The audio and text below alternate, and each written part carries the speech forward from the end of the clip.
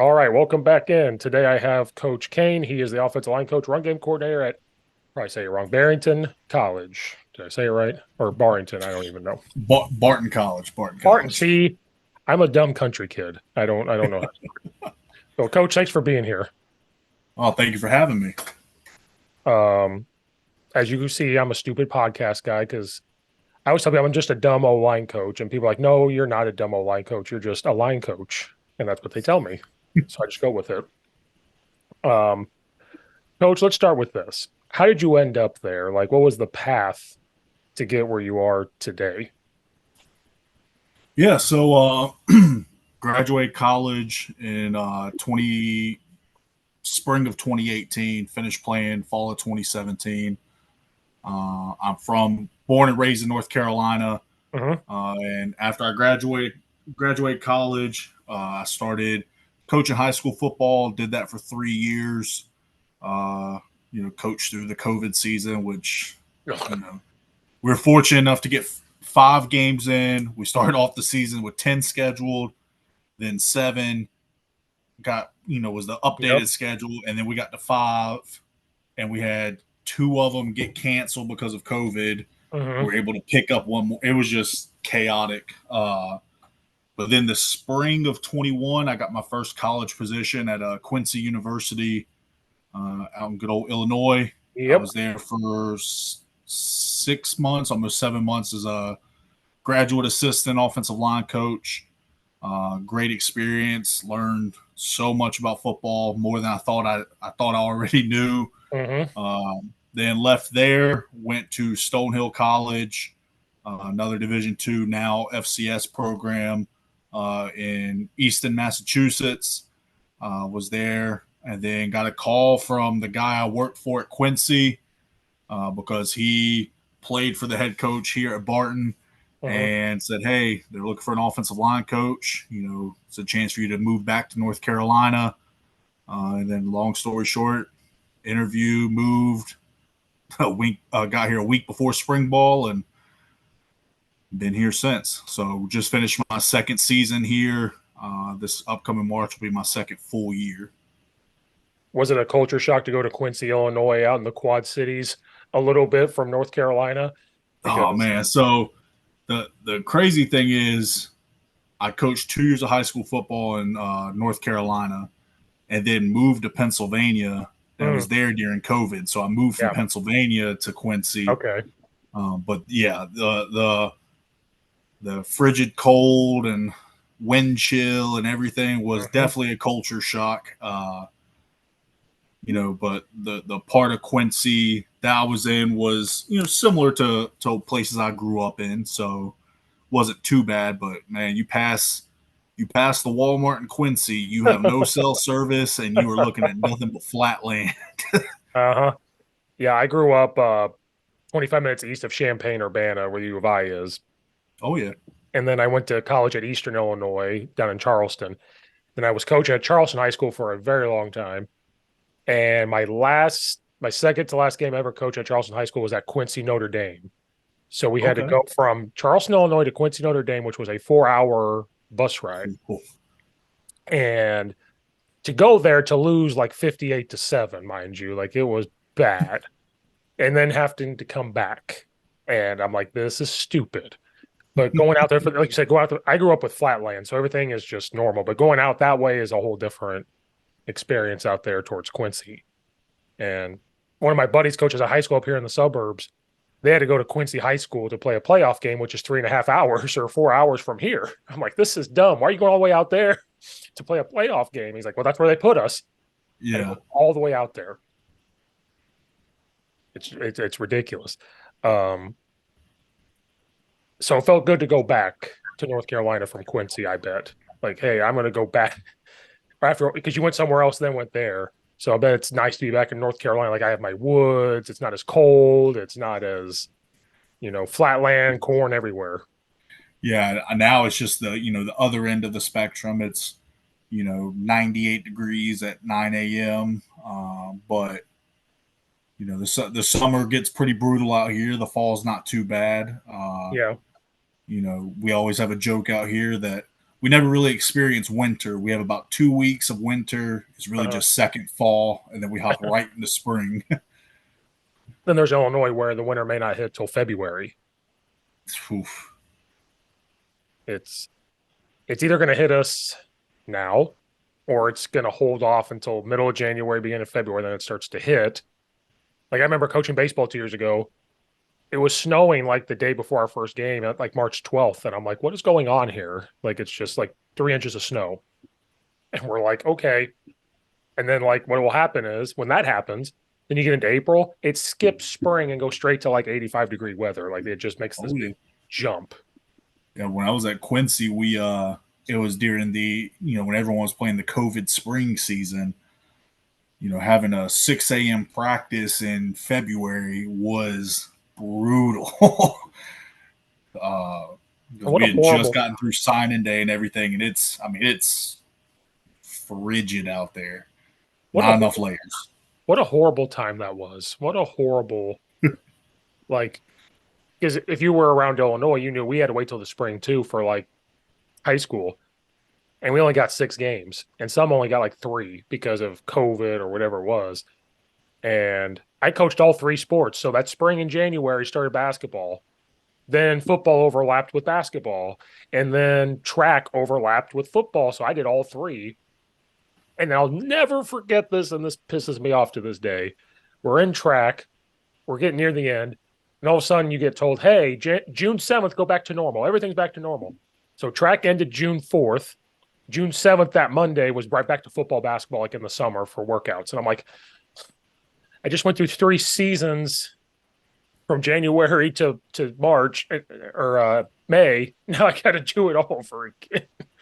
Oh yeah, I joke with people, because not everywhere had spring seasons. Not every state did it, but I sit there and joke that fall during COVID, we had a season. Wasn't a full season, but we had a season. Yeah. 5, 6 games, practices, all that stuff. Then I leave there, move halfway across the country, get a month of recruiting, and then we have another season. Then Oh, leave there and move to Stonehill and have another season. It was like I didn't have a single month off of not mm. game planning for like a year until January of like 2022. And I was like, oh, this is what it's like to breathe. I was going to say, did you feel like a burnout? I would have felt a burnout. I did in high school. Just from high school, I felt a burnout from doing the three sports, then the summer. Then we had that season in the fall.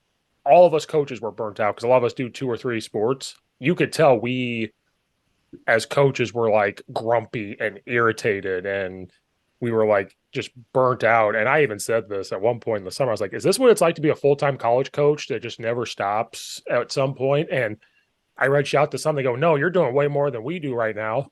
And I'm like, Jesus Christ.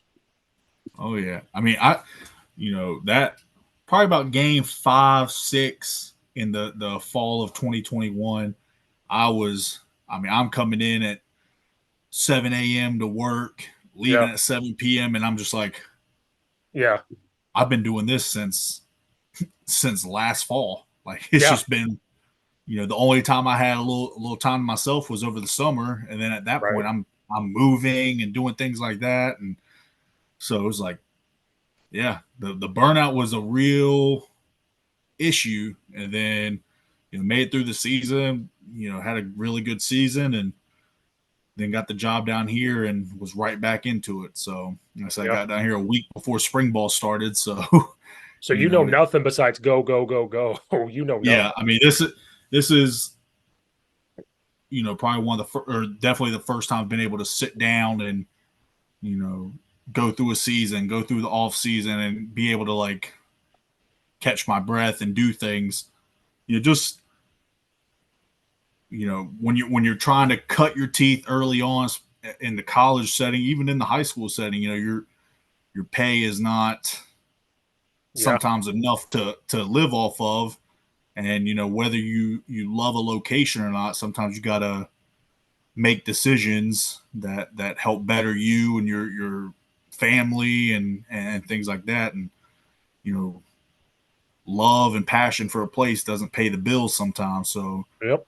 that was part of my thing moving early was I had to get somewhere that was financially stable enough to help get me on track, as a now 28-year-old coach, spent 6 years to get to this point now. Mm-hmm.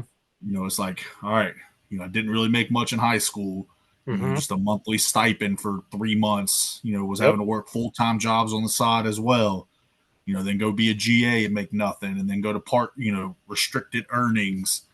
And Mm-hmm. then now to get to full-time, it's like, all right, I'm good for a little bit. Right. So, Yeah. That's what Coach Nord, he's the O-line coach for the Raging Cajuns. He told me that his life was so crazy. And he goes, I'm just now at a point, and it took him like 11 years to like get a spot. And he's like, I'm okay now. He goes, but I'm still paying off what I had to do the 11 years beforehand. And I'm like, so I always ask people, like, I have a friend, Coach Nick Davis. He's the head coach at Ottawa University oh in yeah, high school. And I asked him that because he went through it all. He went through the grind of GAing at Michigan, GAing at other places. Finally got to Rose Holman and kind of like that was his breakout. But he lived off of food stamps. He did this, he did this, he did whatever he could. And now he's kind of made it. And I said, are you seeing less and less people doing that for a coach? Because I am. Like, if you were to ask me to do that now, I'm 33. I feel old. I know I'm not old, but I'm old. And I'm like, I couldn't do that now to be a GA to go live in a dorm and live off of whatever a month. Are you seeing maybe less do that because of what they have to do to get there? Or because it's almost like we almost want instant gratification nowadays, you yeah. know? I mean, I think there are still guys that want to cut their teeth, and then it's just like everything in life. There's going to be some people that want to grind it out, and there's going to be some that don't cut it. I have friends that have stepped away from college coaching, and they go coach Mhm. high school football, or they just got out of coaching in general because the burnout rate is pretty high. I mean, you dedicate so much time every year just to play 11 games, Yep. and then on top of that, you could be 500 for 2 years in a row, 3 years in a row, and administration says that's not good enough and lets you go. And Right. then you don't have that thing to fall back on. Right. Not saying that it doesn't happen. Obviously, at the high school level, I have plenty of friends that have been let go for things, but at least you have in some areas or some guys have teaching. So Yep. if they get let go as the head football coach, they can still teach for the rest of the year until they find a new job. As we're Right. typically with a college coach, if you're let go, you're out here No. stapling resumes at the convention, trying to Right. figure it out and do those things. Um, you know, we have a good couple young guys on our staff in the last school I was at that cut their teeth and, are figuring it out. And, Hmm.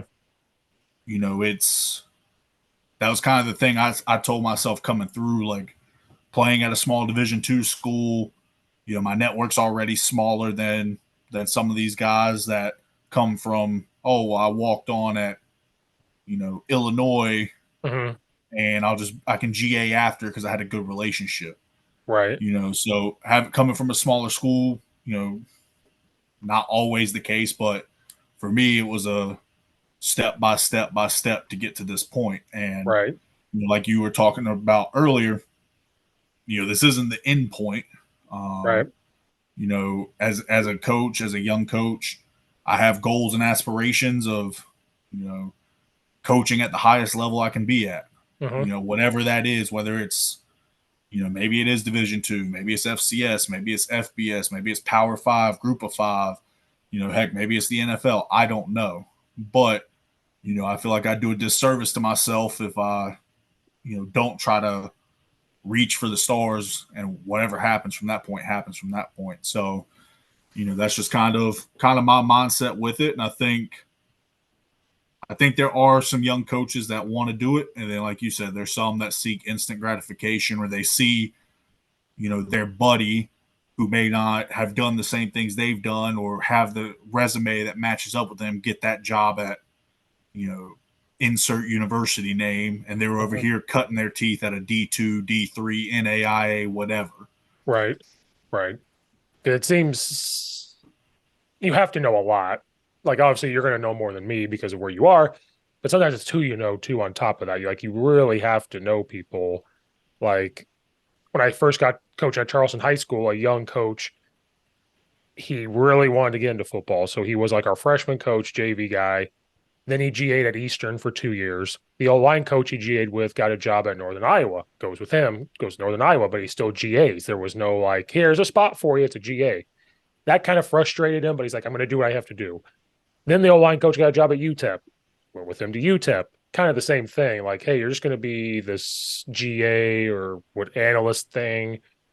Then he goes, I'm done trying to get into college. He's like, I've seen a lot of shady stuff, the way things go. I'm going to coach high school ball. So now he coaches high school ball in Texas. And he goes, this is like coaching college anyway. So that's just kind of what he does. And he's like, and Steve, it was too much. He's like, and that's a person that's maybe that, like you said, maybe they found out that wasn't for them. Like, Yeah.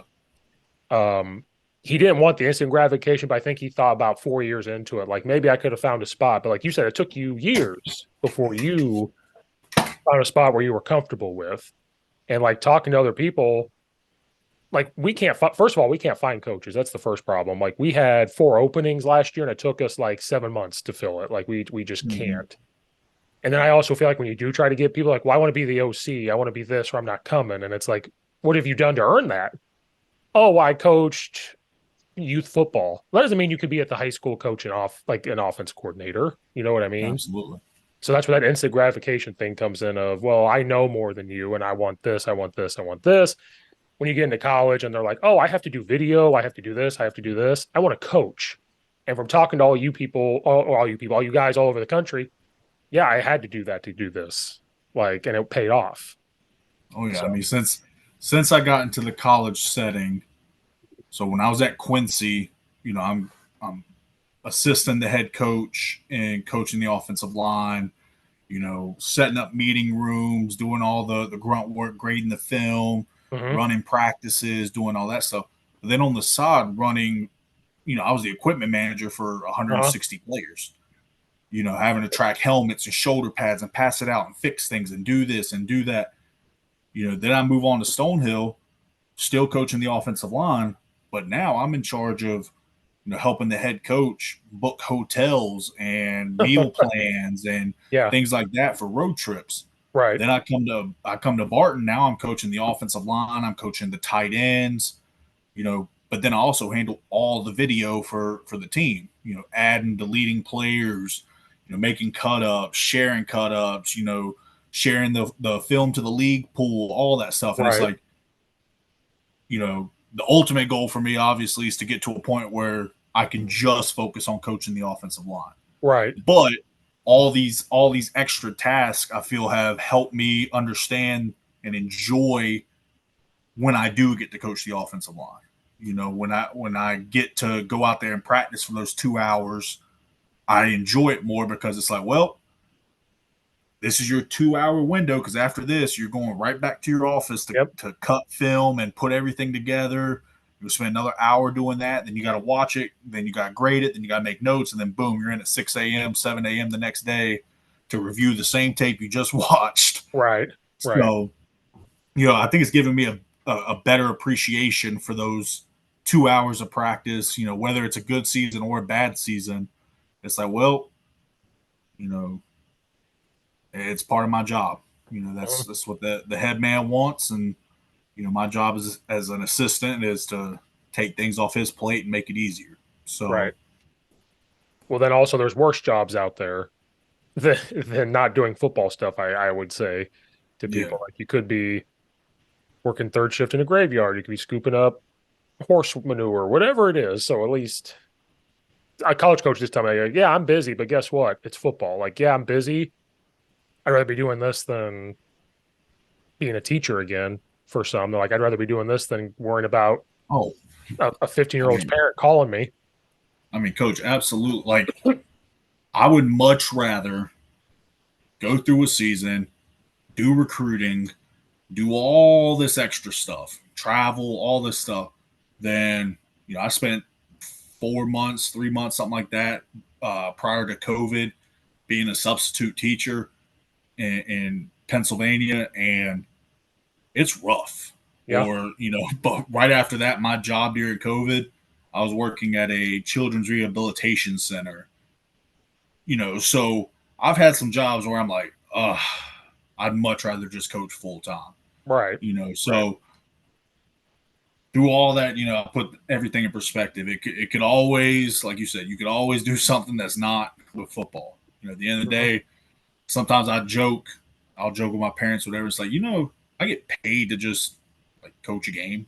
Like I get paid to just like blow a whistle, draw some things on a board and, yell at people to, take a 6-inch step and, get their eyes across backside. Like, Right.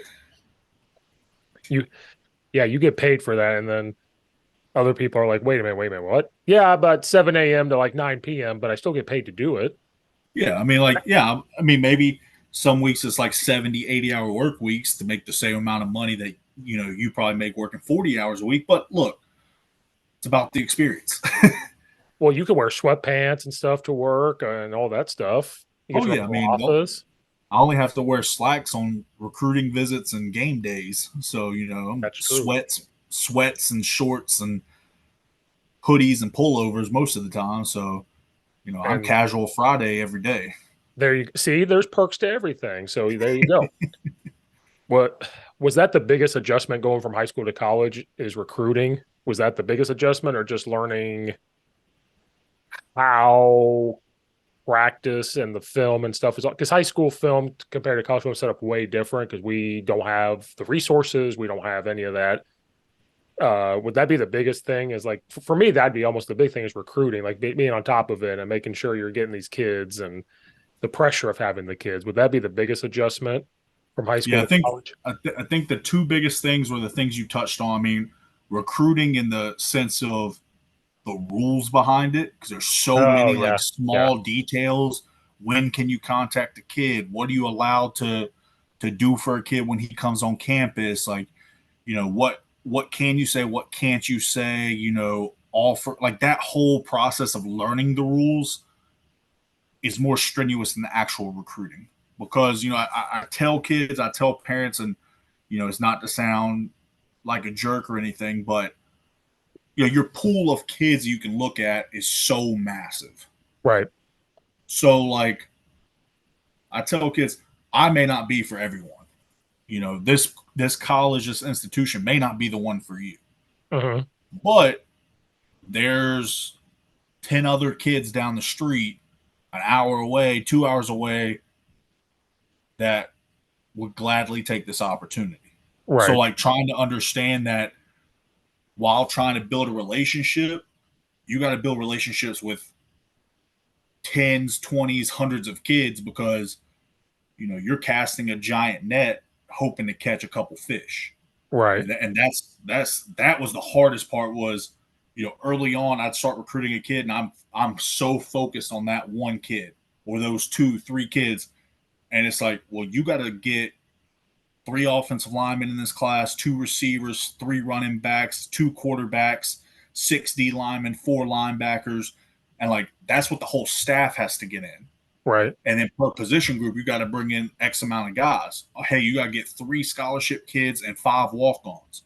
So I can't spend my whole time talking to one kid hmm, and disregard the other ones because on signing day I'll have one kid and no one else. And then the head man's gonna be like, why did you not sign 7 kids like I asked to? right, So that was an adjustment. And then the film, how detail oriented college football is.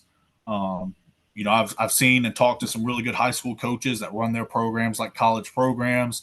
Like you said, every school has different resources. right, Um, but for me, I came from 2 smaller high schools that, everyone 2 platooned, hmm, so watching film was just putting the tape on and we're just watching offense, an offensive series, then it turns to defense. We're just, everyone stays in the room. We just keep watching for a hmm, quarter, half game, whatever, is where here or in the college setting, you're focused more so on your guys. right, Like you're right, you're watching your guys, you're critiquing them. You have to make notes from practice. You have to, be able to every meeting have something to talk about. hmm. you Right. know. So being able to articulate the things you see in film, the corrections and things like that was an adjustment because you can't just tell a kid he's got to take a better step. You got to tell him why he needs to take said step. Okay, if he takes said step better, here's the result he could see. Right. You really have to paint a bigger picture. It's where at the two high schools I was at, I could just say, hey, if you come off the ball a little bit harder or a little bit lower, or your first step gains some ground, you're going to be in a good situation. Right. So you got to be a little bit more precise with what you say. So those two things really were the biggest adjustments for me, and then the stuff that people don't think about, as a high school coach, I didn't have to think about, kids leaving school because they can't afford it. You know, Here and where college football is at now with the transfer portal and NIL and things like that, thankfully the NIL stuff doesn't hit as much at the D2 level, Hmm. but the transfer portal stuff's huge. I mean, we've been fortunate we haven't had to this point. This is our this upcoming fall will be our fourth year playing. Um, we've had a couple guys hit the portal, but not like some of the other schools in the conference, region, state, whatever. So that's something you worry about. Semester by semester, kids can come and go. Hmm. You know, didn't lose any guys after this semester outside of my couple graduating guys. But then after the spring, could mess around and lose 4 or 5 guys because, oh, well, I can't afford to pay to go to school anymore. Or, my grades aren't good enough, or I get in trouble, or this or that. So, that was the other thing is you spend so much time outside of practice babysitting and checking in on your guys and doing grade checks and talking to professors or talking on campus to people of power to be like, hey, how's little Johnny doing? Okay, he's doing good.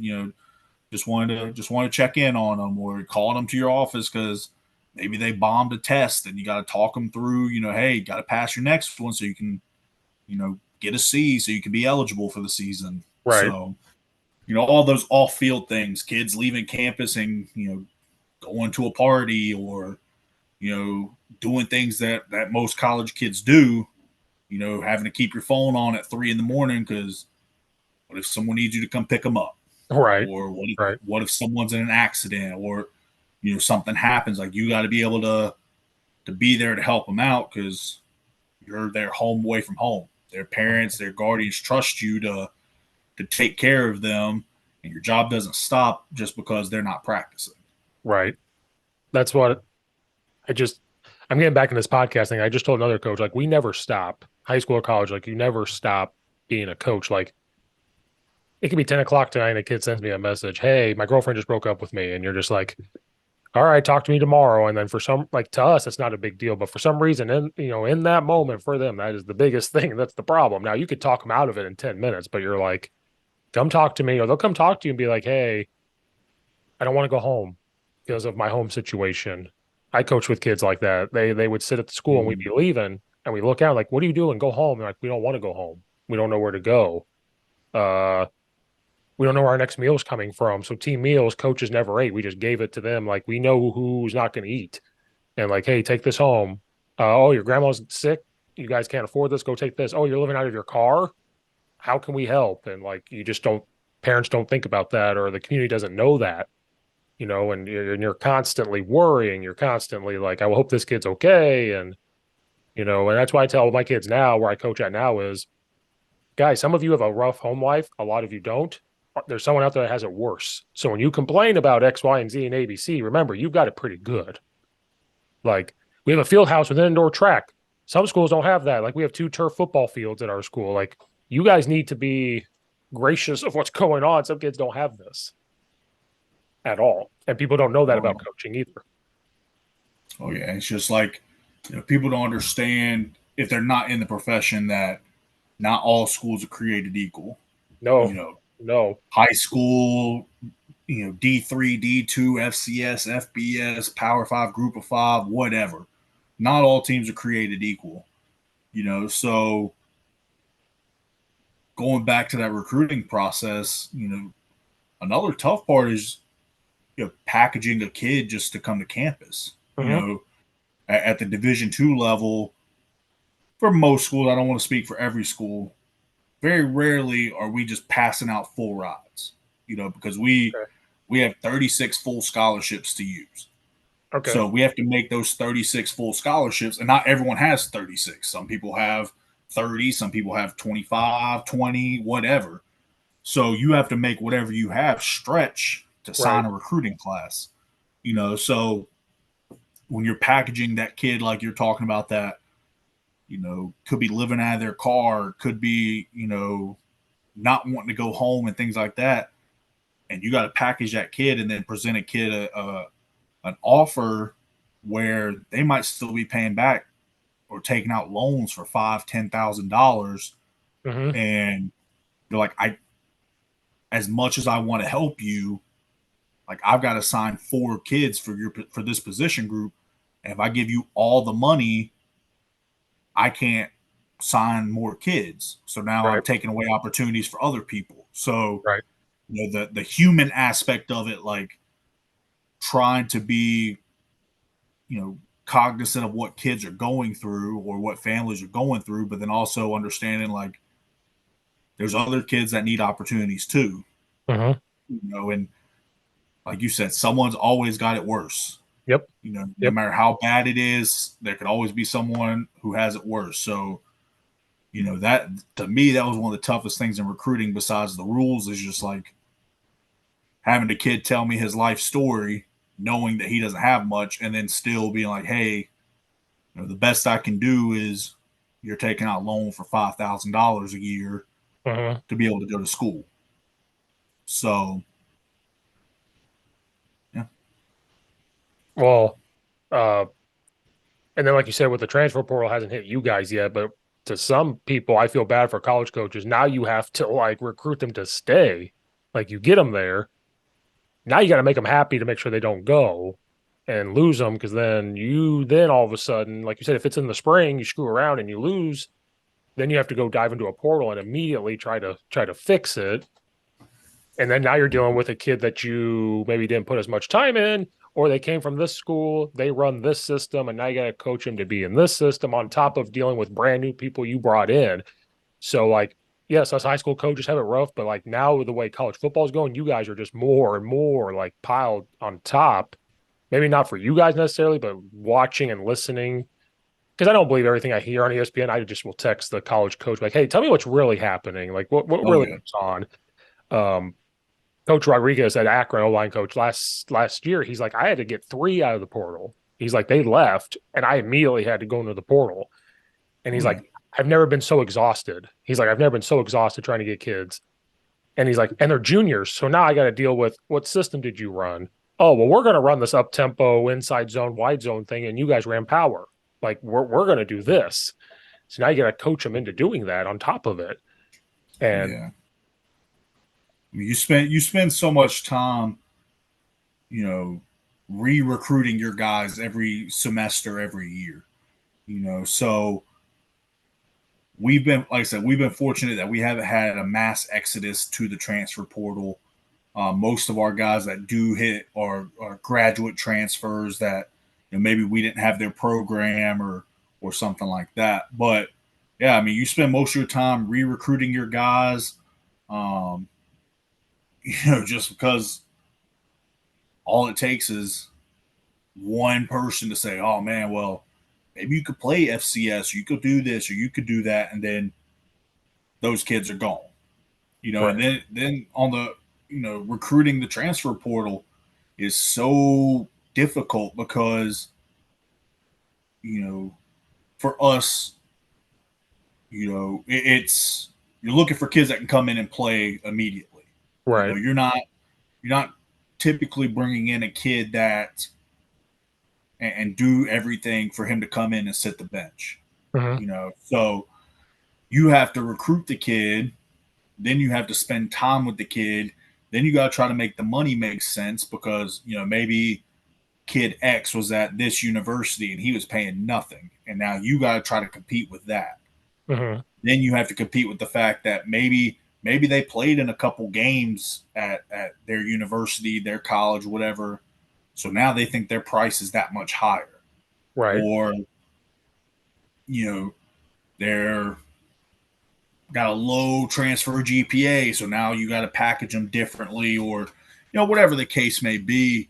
Um, so it is tiresome. I mean, because there's so many kids in the portal. But for a school like us, or most Division twos, you're trying to recruit guys that are either in state Uh-huh. or within a decent drive, because if a kid's from Texas and he's in the portal, or why is he going to come to North Carolina when he's got to pass a dozen plus states just to get to us? Right. So you have to be precise on who you're recruiting and doing things like that. And then some of these kids think that, oh, I'm better than Division two, or I'm this, or I had a little bit of practice film, so I'm moving up FBS, or I'm doing this or doing that. So you spend some of your time just trying to figure out which kids have legitimate interest in you. Hmm. Which kids you can do this for and do that for, and it is tiring. Because with a high school kid, it's easier to sell a college because they have no experience at a college. Right. I can't go recruit a kid that goes to, or a transfer kid, even if he walks on from Chapel Hill, because we're not going to compete even on the base level. Yeah, we'll compete with money, but that kid was practicing full indoor, you know, got Jordan shoes and everything like that. And it's like, hey man, this is Division two football. We don't have all that stuff. Right. So like, you have to start cutting out kids left and right. Even if they can play, you still got to sit there and say, well, is it realistic? Right. And I couldn't imagine coaching right now at the FBS level, especially with all this NIL money. Like, then it's a bidding war. Like the coach you talked about from Akron, like he has to go get 3 kids, but if Akron doesn't have NIL money, they may not get their top 3 kids. Hmm. He may have to get his second tier of kids, because they're not as focused on the money, or they don't need NIL money, or whatever that situation is. Right. You know, luckily, like I said, that portion of it hasn't really hit Division two, but we lose our kids if we do to FCS schools. So Right. that's the big thing, is like, any of our good players, most Division twos get plucked up by the FCS schools. So, Right. you know, Well, because like coaches tell me, it's changed so much. They used to come recruit kids when they come visit campus. You're selling the campus. You're selling this. Now, when they get there, the first thing they ask the coaches, how much am I going to make? Like, how much money am I about to make? And then they try to sell the school. So if they can make them happy by saying whatever they're legally allowed to say, I don't even know how it works anymore with the collective and all that stuff. However they're legally allowed to tell them, then they go, okay, now what's your school look like? And if they don't like any of it, they leave because they can. And like you said, it's a bidding war now, where it's not just the weight room you're selling anymore. It's not just this, and this. It is about, oh, can I make some money? Which is cool. I want them to make money, but oh yeah, now it's become free agency kind of. And yeah. then Because I mean, like, I can think back to my recruiting process, and by no means was I a this blue chip prospect, but like, the things that I valued coming into a program, can you set me up for life after football? Will you help me get better as a player? Will we win games? Like, I didn't care about the gear. I didn't care about, this. Like, am I going to feel safe on campus? That's important. Am I going to get right, developed as a player? That's important. Am I going to have a chance to play? That's important.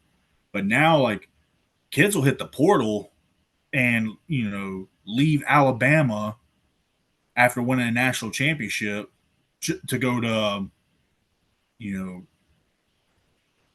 wherever, and win 4 or 5 games, but they get some more NIL money because they're a big name. So like what it's done is it kind of devalues the team's success at times. Yep. Yep. Or like you're a rotational player at Georgia, Alabama, and you win a national title. And you're like, well, I'm not playing enough. I don't have this. I'm going to go here. And then you go to said school.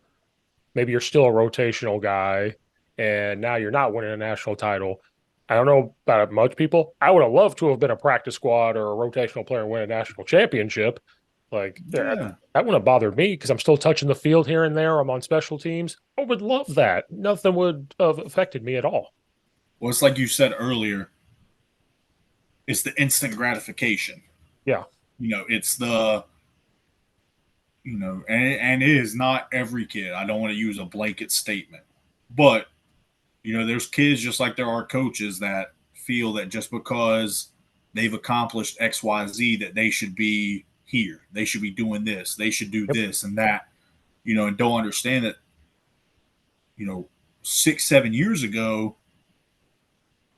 the transfer portal wasn't really a thing. If you transferred in conference or you transferred same division, you were sitting out a year. You had to Mhm. transfer down to be able to play. Right. So like it made kids have to say, all right, I'm going to Eastern Illinois.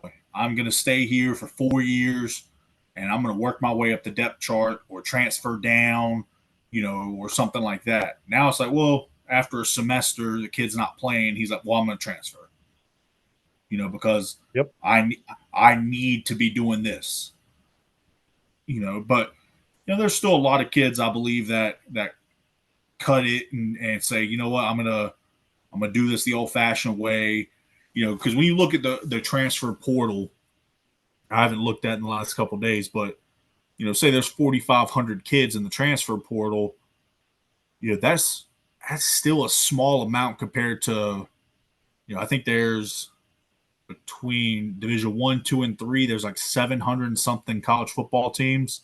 Hmm.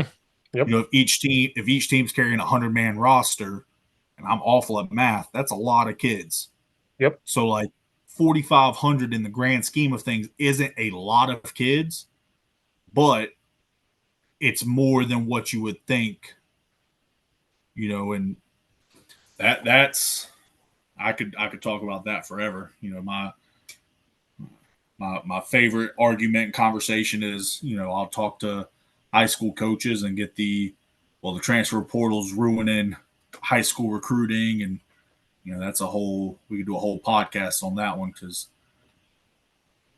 I mean, that was the thought. Well, I asked people that too because I started this podcast like right before COVID started. So I asked people that, like, is this going to affect high school? And some said it does, but it also doesn't. It did at first because of the COVID extra years, yeah, but now we're kind of getting to the end tail of that. And that was the only thing. The transfer portal necessarily didn't say it was affecting high school. It was the COVID extra years that were going to affect that. Um, I mean, more than I don't see it affecting high school too much because it just kind of depends. Some college coaches, like, I want the older guy because I want to coach the older guy. Cool. But I've also heard the other side of it where it's you got to make sure they match what you want to do. So when you get a kid that's been playing for 3 or 4 years, their muscle memory is going to go back to what they know and not what you're teaching them. yeah, You get a high school kid and you can mold that kid into what you need, like the old school way before the transfer portal was you get these kids, you mold them, it creates a winning caliber football team. That's what you do. But like again, you could get these kids, mold them, something happens they don't like, they're gone. Now you're like, oh, now I don't know. That's just kind of what I see from it. Like I'm not coaching Division 1 big time kids, but like just from talking to people, that's just what's been happening. I mean, I don't see it affecting high school. Not too much. yeah. I think from being on both ends of it, I think what it's ended up doing is it makes it tough. If you have that one kid that you can kind of say, hey, this kid's an FCS kid, this kid's, this kind of kid, and 5, 6 years ago, that kid's probably getting that FCS offer. Hmm. But now with the transfer portal, that kid's probably going to end up being a Division II kid, because the FCS schools are going to get the FBS bounce backs and so on and so forth. So, obviously the elite of the elite guys, the 5 stars, all those guys, it doesn't do anything to them. Doesn't really do anything to the kids that are truly Division II, Division III kids. Right. Who it affects is that middle, hey, maybe he's an FCS kid, maybe he's a Division II kid. Those kids are the ones that kind of get pushed because, if Alabama offers you, they think you're good. Right. But like, there's Division II schools that can compete with, some of the FCS schools, Right. on the field, recruiting, things like that. So it's like, to me, from what I've seen, those are the kids that, kind of get put in limbo, and maybe, like I said, they were an FCS kid 5, 6 years ago. They're now a Division II kid this year. Right. So Yeah, I could see that for sure. But then you get to play college football, man. Like not everybody gets to do that either. So it's like oh I no, yeah, like one thing I learned when I became a coach was to celebrate every kid no matter where they go, JUCO, Division III, Division II. And some people can make fun of it, saying like because they make fun of Division III. Some coaches are like, "Oh, you're proud of your kid going Division III," and I see that on Twitter, and I'm like, "Why are you blasting this kid going to play college football?" And I know it's Division III; they're paying to go, but guess what? They're going to try it. Let's say they only last a year. They tried it. They're going to go to school, then whatever. God bless them. They tried it. That's you can't say that for everybody. So at least a kid has the opportunity to play college ball because I coach kids that said Division I or bust. I'm like, you're a Division II kid, buddy. Like you're not going Division I. And that's the worst is then they go walk on and find out that it's too late. Then you try to tell them like, because I'm a jerk. I'm a jerk when it comes to that. I'm like, hey, I'll be the truth. You ain't Division I. Like, I'm sorry. Well, what about FCS? Maybe. I said, but there's Division II opportunities out there that that you don't even know about yet. Go research them. And you'll figure it out. And if you're smart enough, you'll get academic scholarships, maybe on top of athletic scholarship to help balance it out. And so I push academics big with these kids. I'm like, you can't rely on just getting an athletic scholarship. You may have to get both. oh yeah. I mean, at the end of the day, though, like, what outside of the name of the institution, if you put 2 kids and you don't know the name of the kid or the school, and you put that they're both paying $20,000 a year to go to school, Mm-hmm. and then you reveal everything, it's like, oh, well, this kid's paying $20,000 a year to go to Illinois, and Mm-hmm. this kid's paying $20,000 a year to go to a D3. Like, they're still paying to go to school. Right. Just because they get to put on, a Big 10 helmet, they're still their money still has to go to the institution, just like the kid that puts on a Division III helmet. So, Yep. you know, it's like I tell all the kids I recruit, whether or not, you want to come to Barton, or maybe this place is for you, maybe it's not, let me know how I can help you. Because it is such a small group of people that play college football. Yep. And that's, I tell kids all the time when they come in the door, that first freshman meeting, I'm like, look around. How many kids did you graduate with off the football team at your school? you know 15, 20, 25, however big your high school is. How many of you went and played college football? Oh, two, three, maybe. Mm-hmm. Yep. So it's like, it's a very small population of people that get to do it. So, I love the fact that you cheer on the guys regardless of where they go, because it's an accomplishment. Mm-hmm. And you get to play 4 more years of football, 5 more years of football, and get possibly get some school paid for, or even if you are paying to go to school, you're still getting a degree, Mm-hmm. and setting yourself up for life. Yep. It's better than the alternative of not being able to play football and having to go work a 9 to 5 every day, and wonder what if. Right. Because I was a young coach when that happened. And that's when I realized that I was an asshole. So I was going to tell him the truth. And I try to tell some of the kids like, hey, you're not even Division 2. If you're going to play ball, really listen to some of these Division 3 schools that are talking to you. And if your parents can, because some of these kids have the parents that can help, or you have academic scholarship. And I try to tell them like, okay, and mainly I guess the story is this one kid wanted to go Division 1, and I loved for him to go Division 1, but I try to tell him you ain't Big Ten Division 1, maybe Eastern Illinois Division 1, but may have to walk on first. Like, and now you're going to take that risk of walking on. And I said, like you kind of alluded to, do you want to play or do you want to wait for 4 years to play?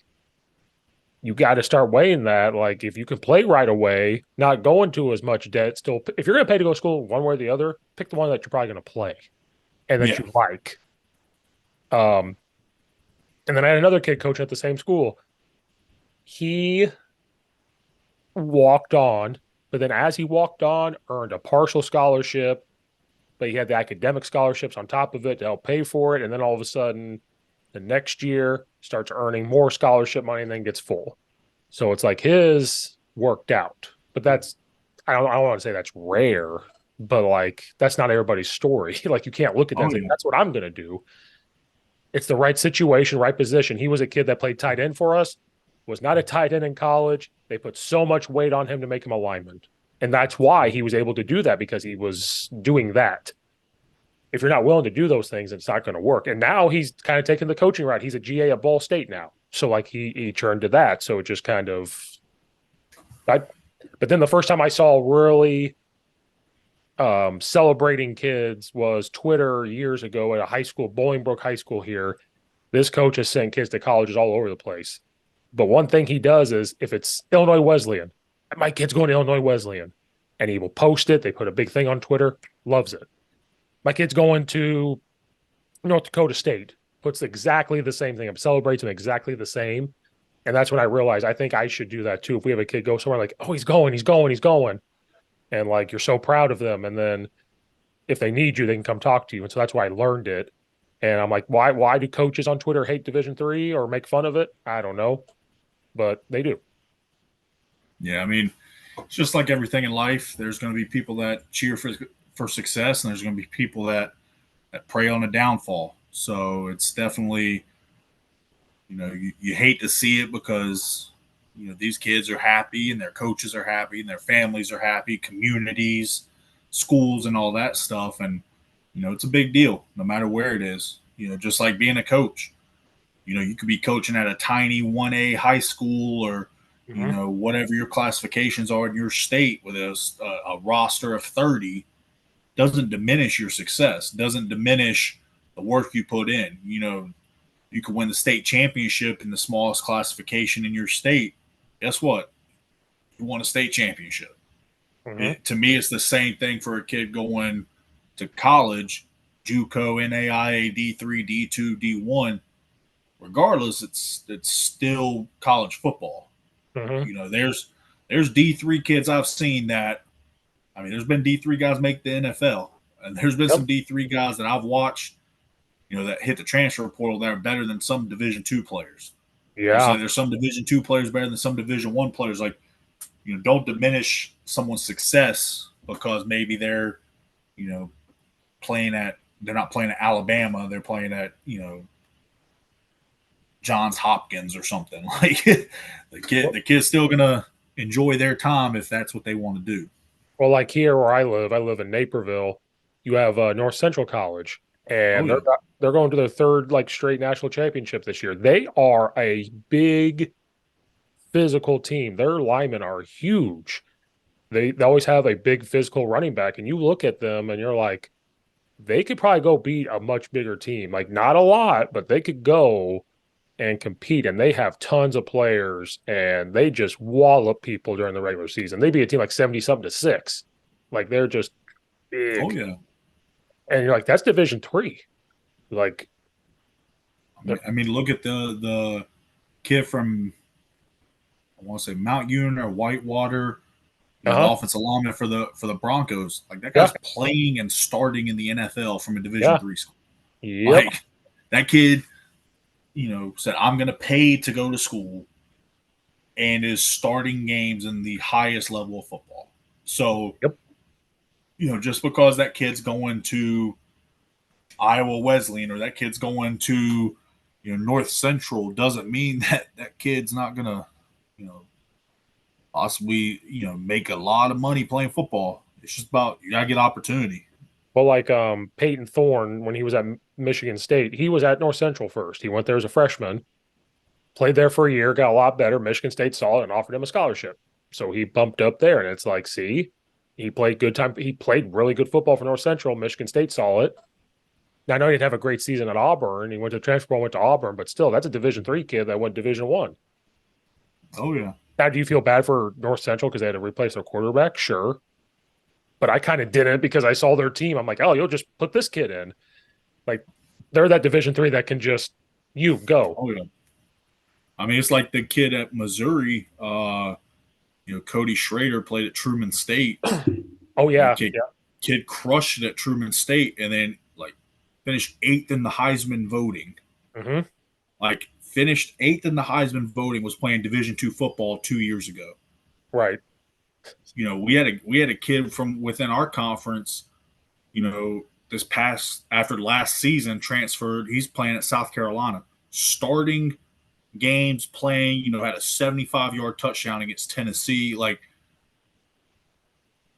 so why does it matter where these kids go to Right. school? Because circling back to the big conversation with the transfer portal, just because they go D3 that 1 year doesn't mean they're not going to couldn't end up at a D2 FCS FBS program and make something out of it. So you just got it's like coaching. Yeah. It's not about where you start; it's about where you finish. Right. Just slowly wrap it up because like I said, rabbit holes. We jumped down a lot of rabbit holes.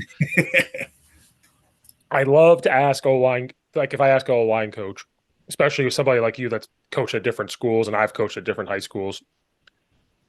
What's one of the first things you do when you walk into a room? Because culture is the buzzword, and I have yet to figure out a different word to use other than culture. But like, how do you walk in and say, I got to set the standard or the tone for my group? Like, what's one of the first things you're doing to like say, I'm going to get these kids to pick up what I'm putting down as soon as I get there? Because you have been at different places. So, like, what's something that you're going to do right when you get there?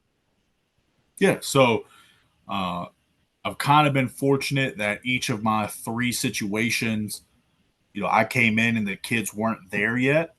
So I had some time to kind of plan everything. And as corny as it sounds, I come in and I make just a simple PowerPoint and lay out what my expectations are, what my philosophy is as a coach, and my belief system. And then I go through it. I go into detail. I talk about the things, and I use the same one every year. I do it. I do it before we start fall camp each Mhm. year. So even here, like I said, been here 2 years now. I did the same PowerPoint last year when I got here, to the fall, to the next spring, to the next fall, because I feel, maybe I'm off with it. Culture and stuff isn't just built one semester. Right. When I Right. get here, I can say, well, I want things done this way. We're going to do things this way. You have to build that and continue to reiterate that. Mhm. And when there's guys that come and go and come and go, you got to continue to just reiterate that point consistently. Right. Um, to the point where when I do this presentation again next fall, all my guys that return are going to know exactly what I want. Right. So now I'm only speaking to the freshmen. And then when I get to the spring, the freshmen hear it again. When I get to the fall, they're hearing it. So it's just a domino effect.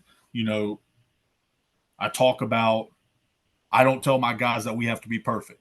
That's a big thing for me, Mhm. because nobody's perfect, and based on what you believe in, not going to dive into that too much. Don't want to upset any people, but uh, nobody's perfect. Right. So I tell my guys, don't chase perfection. Just chase excellence. If you're chasing for excellence, you're gonna do just fine. If Right. you can look at yourself when you walk off the field and say, I gave everything I had, I'll live with that. Right. Whatever happens, happens.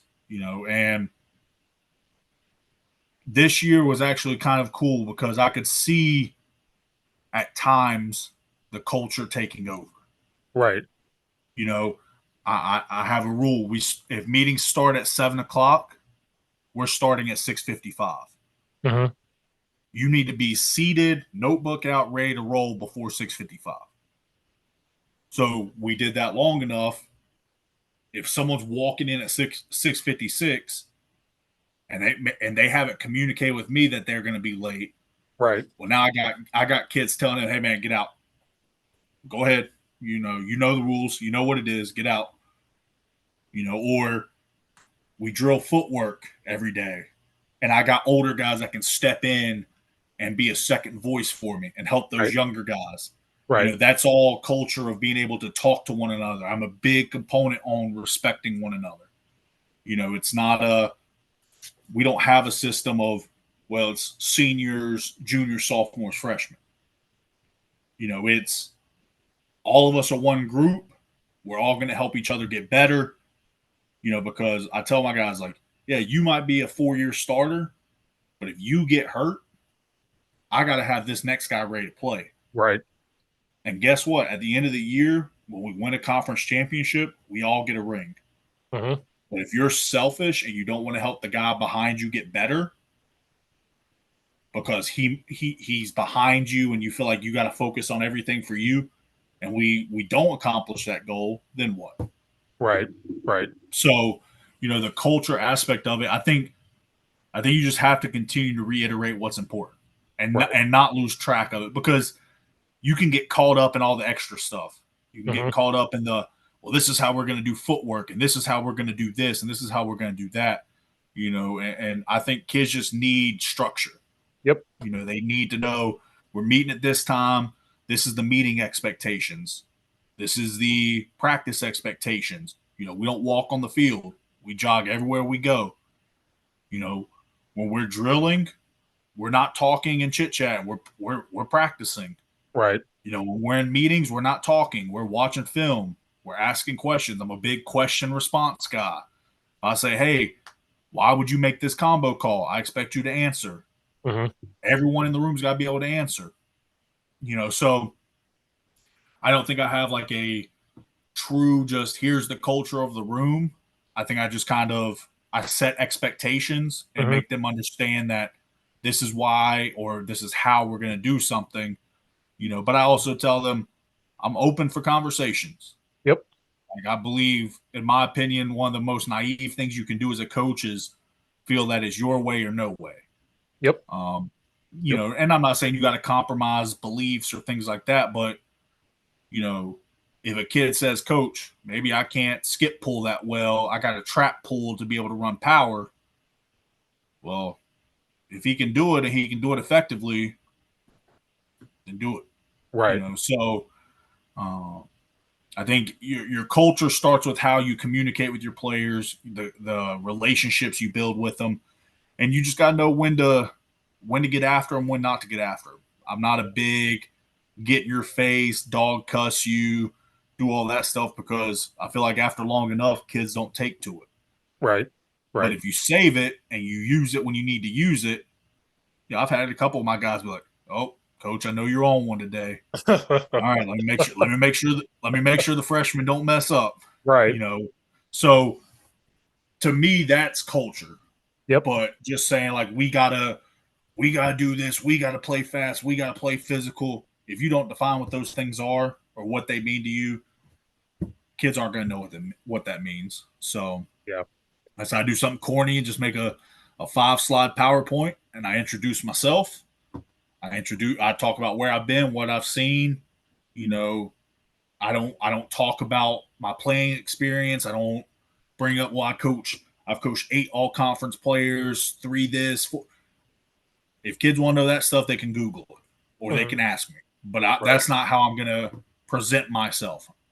Right. So, And then it's a thing I've learned, it's ever changing or it's ever evolving. So you still have your core expectations, but sometimes you may mhm. have to adapt, especially, well, at least for me at high school, because you're inheriting kids. I don't get to pick, you're inheriting. So you kind of have to tailor, but I don't give up expectations. I might change, hey, this kid cannot skip pole. he can't do this, so we have to be more of a dive team instead of the, or that stuff Oh is yeah.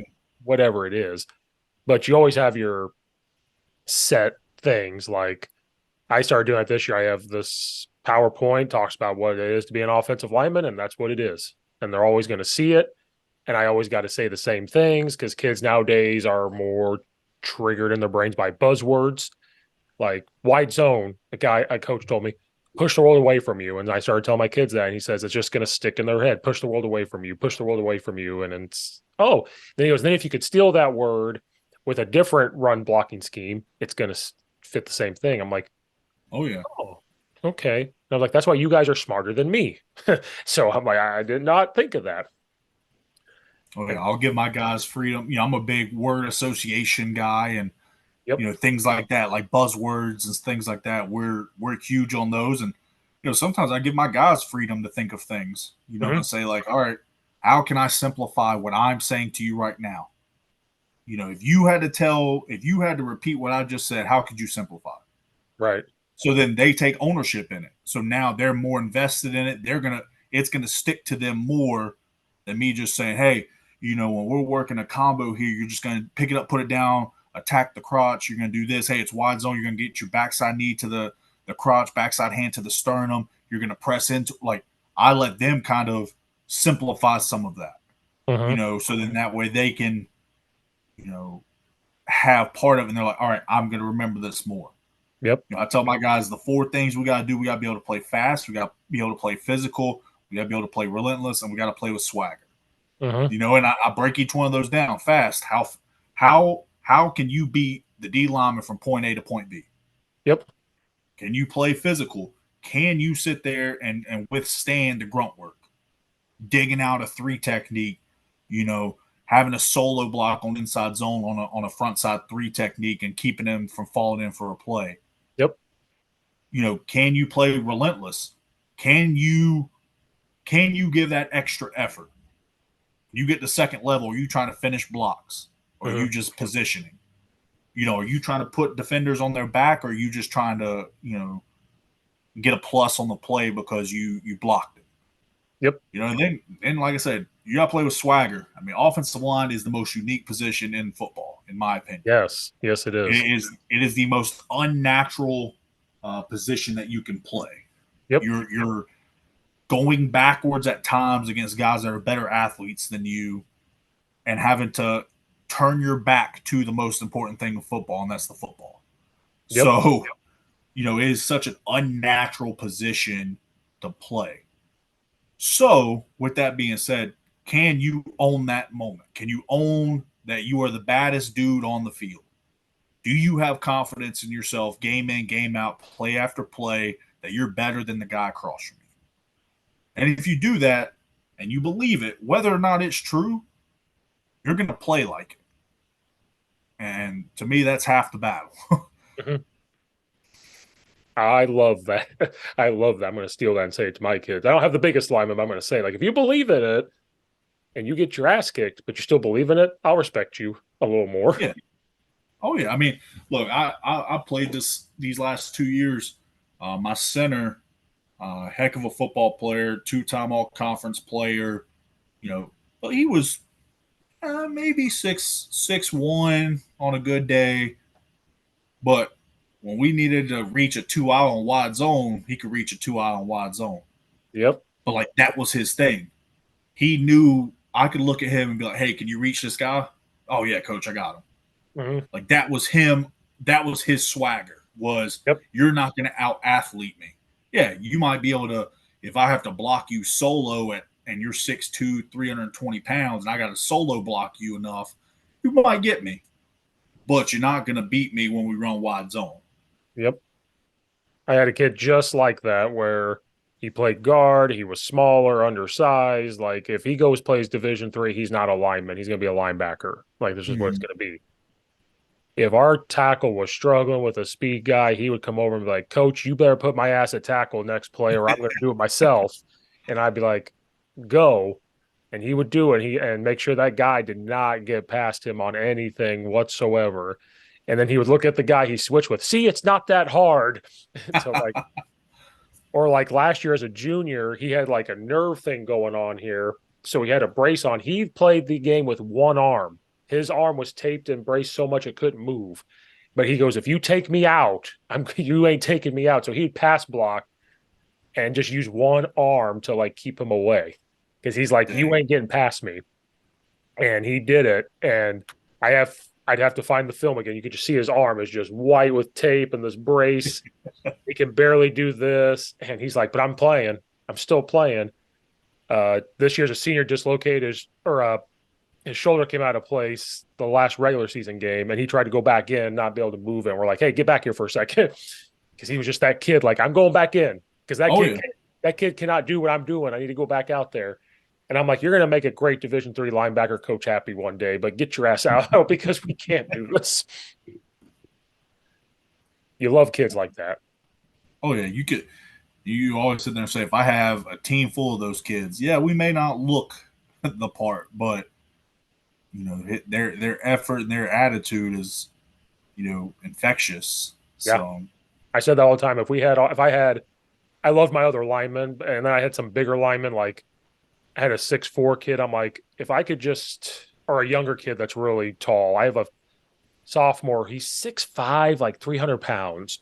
I got to get him right. I call him a COVID kid. They're still trying to figure out how to work in oh yeah. society.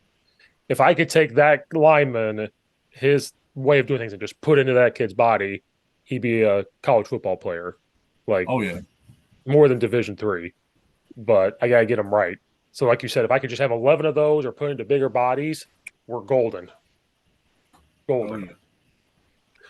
yeah. Well, Coach, I appreciate you being on here. It's late for everybody, but I appreciate you coming on so much. I like to end it with the culture part. I love that stuff more than scheme sometimes to get them to play. Oh yeah.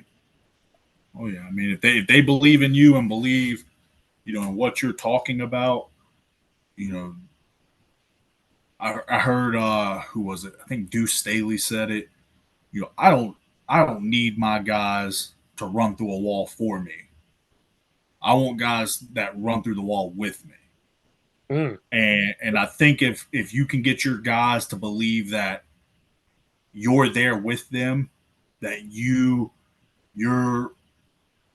you have their interest in mind and you're a voice for them to maybe the offensive coordinator or the head coach, or that they're being heard, man, that'll do more than being able to sit up there and draw up everything on the board.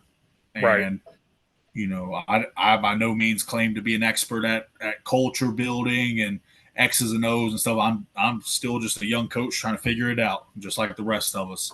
But if I can get my guys here at Barton College to buy into what I'm doing and play for me and do everything the best they can, I'll live with the results.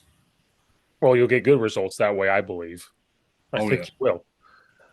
Well, Coach, again, I appreciate you being here. Dropped a lot of knowledge there, but I appreciate you so much.